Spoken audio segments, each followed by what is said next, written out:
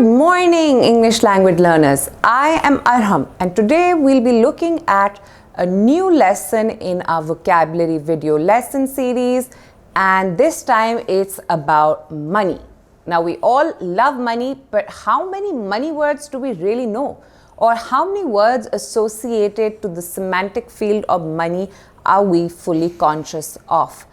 In today's lesson, that's what we'll be looking at. We'll be looking at some frequently used, frequently encountered words that are related to money.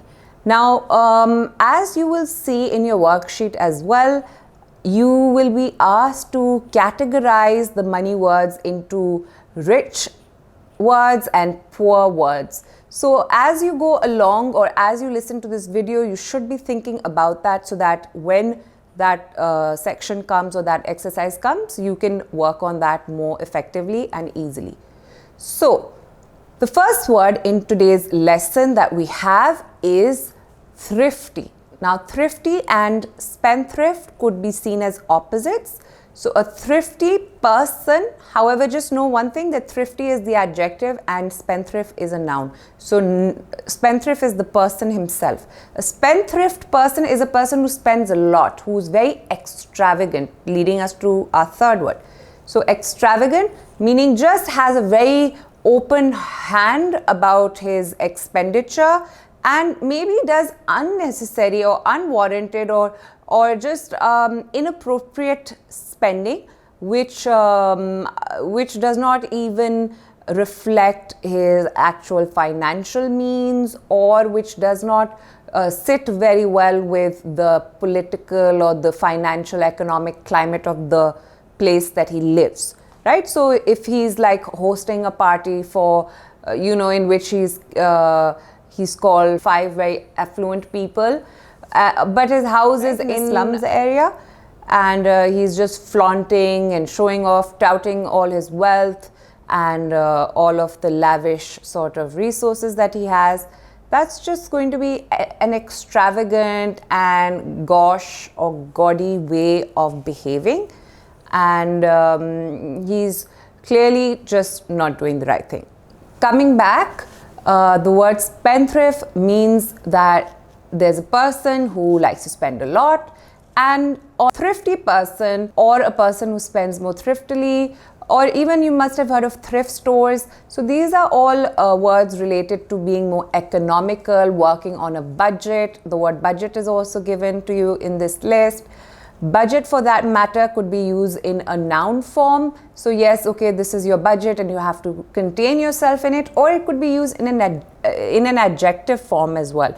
So we went to a budget hotel, or we took a budget trip, we went on a budget vacation. So meaning you went to a not very swanky and over the top extravagant sort of a hotel or vacation. Something that is complementary is something like a compliment given for free. So, you want to think about happy hour moments that we have in, restaurants. You get complimentary drinks. And you want to also think, is anything ever truly complimentary? Because as far as I can, think, sometimes a complimentary item is given for some sort of pro quid pro of, write a review or talk something well about someone or say something along those lines. There is a quid pro quo involved, and there is nothing along the lines maybe of truly free, truly complimentary, but you can have your own opinions on that. Lavish. We have mentioned lavish earlier in the video.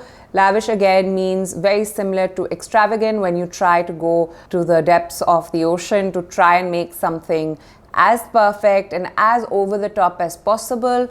And lavish perhaps means just again overspending, not being very sensitive to the environment and the other people living there, and not thinking about people who perhaps have less fortunate backgrounds and who would feel as if your lavish spending is cruel, inhumane and merciless.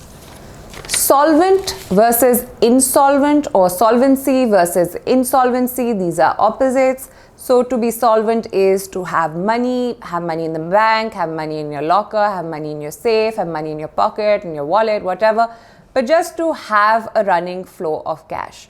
And of course, to be insolvent means to go hard up, be hard up. Insolvent means to be hard up, be in the red, and not to be making any money to the point that you may go into debt or be bankrupt. Now, in the red, similar to hard up, being hard up is to be in the danger zone. You know, red is symbolic of the idea of danger.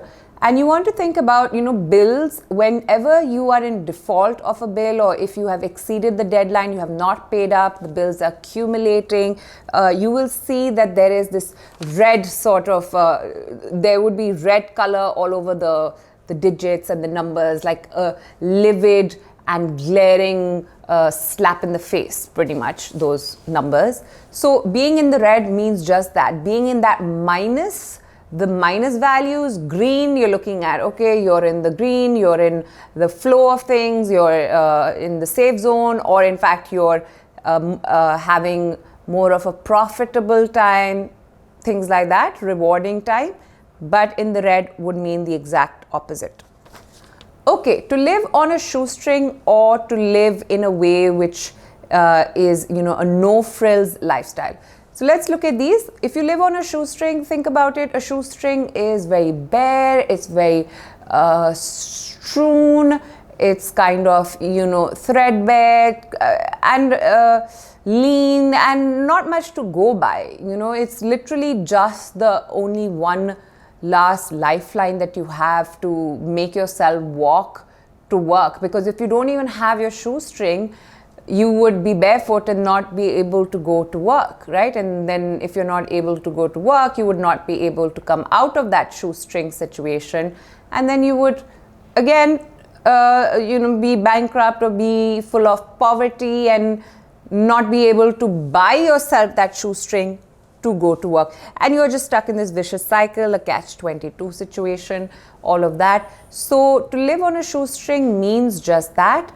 However, to live a no-frills lifestyle, or no-frills just means that, think about a dress. The dress has its hemming, it has its sleeves, it has its collar, it has the neckline, it has the front and the back panels, all of that. But it's possible that a dress could be made without the frills, without the embellishment, the applique, the diamantes, all of that stuff, the just extra embroidery and all of that. So you could minus that, the dress would still remain, it would still be something usable and workable.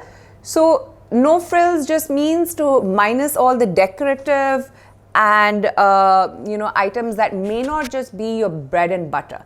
Now, bread and butter is the idea of just living your life to your bare minimum, or only dealing with the bare minimum items to just get by, to just live day to day, right? So, of course, bread and butter is known as two essential items for survival. So they are symbolic in this idiom also, that, okay, this is my bread and butter, this is something that I can't live without. So I'm not going all extravagant about it. There's nothing so lavish. It's just me, trying to live a more humble lifestyle, or this is me having to live a humble lifestyle.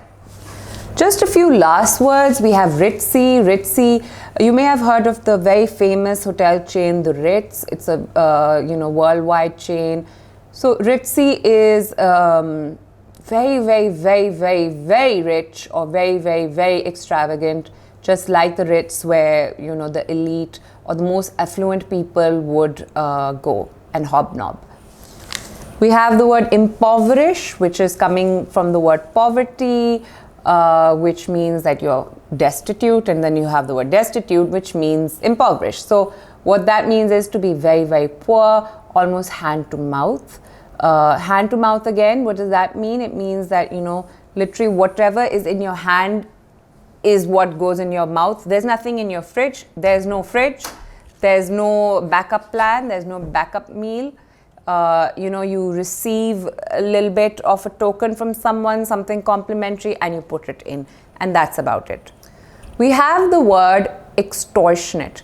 Now, the word extortionate, similar to the word extravagant, is of course in the more rich side of the scale of these words, but it's not just more on the rich side, it's on a very filthy rich side.